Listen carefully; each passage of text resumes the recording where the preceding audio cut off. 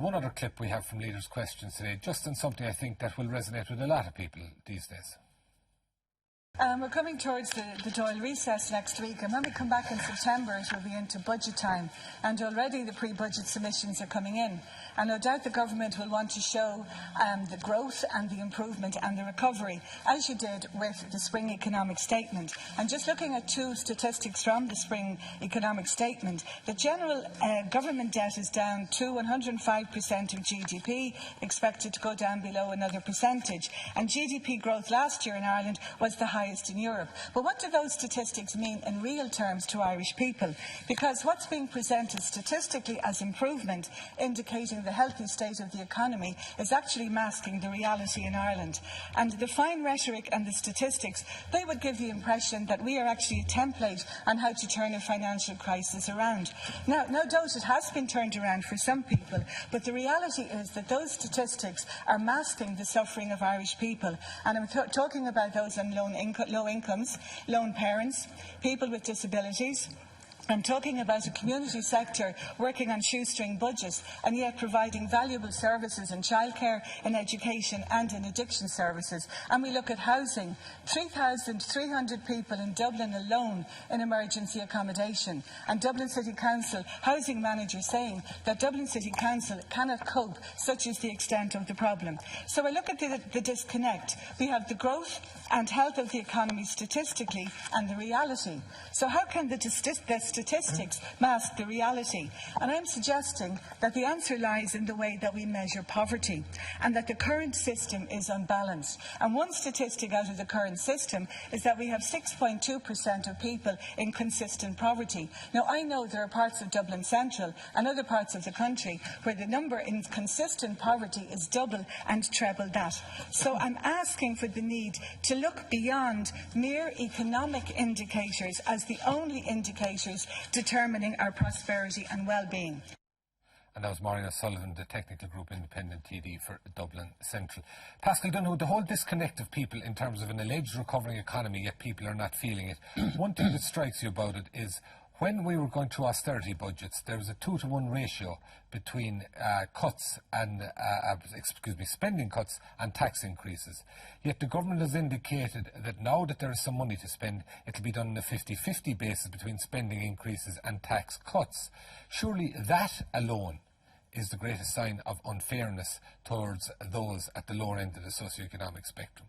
No, if the changes that are going to take place in the tax code are going to prioritise people in low and middle income. And that is the focus of what the government is looking to do. I think the broader point that Deputy O'Sullivan made there, I think, is a fair point. I mean, you referred to an alleged recovery. I mean, the economy grew by over... a lot of people are concerned. Well, no, but I think if you look at what happened in the economy, it grew by over 4% last year. It should do the same again this year. We've seen over 100,000 jobs created. We'll see another 40,000 jobs created this year. And we're moving to an economy that will be at full employment by 2018. Now, all that being said, that is happening because of decisions that government made and the extraordinary sacrifices that Irish people have made. But it's not a recovery that's complete. It's not a recovery that's felt by everybody. And the main benefit in me of having a recovering economy isn't because it's an end in itself. It's because you give families and people the chance to get a decent standard of living out of it and needs to be met. And for example, today, the Cabinet Minister for Education announced that we're going to be making a further 600 special needs assistants available. That is happening because we have an economy that's doing better.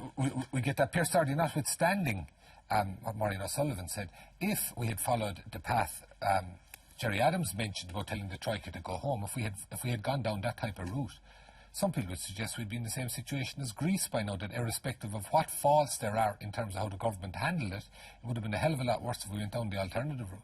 No, I think that the idea of putting €64 billion into banks while at the same time receiving €65 billion from the Troika is something that still sticks in the craw of many Irish people, and we know who's making up those payments. It's this week, it's the lone parents. It's today when the government rammed through legislation to take money off people's social welfare payments if they don't pay their water charges and so on.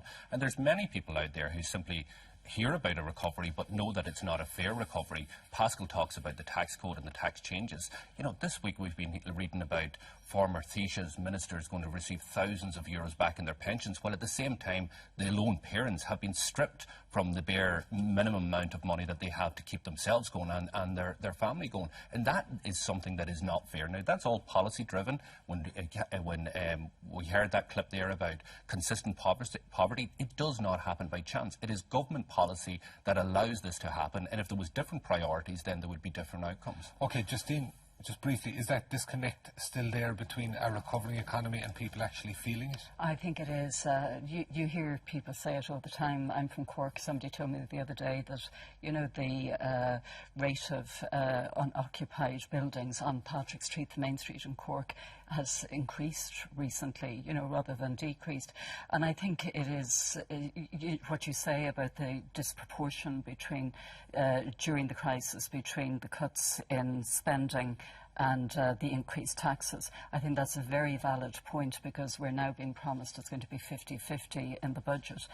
And that's clearly designed to appeal to voters coming up to the election, and yet this is the government that's lecturing Greece about throwing money at the people.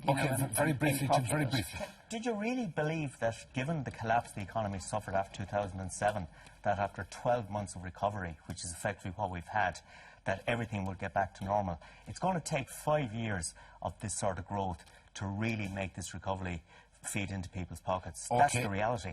Okay, unfortunately we're going to have to leave it there. Justine McCarthy, Pierce Doherty, Pascal Donoghue and Jim Power, thank you all very much for joining us tonight.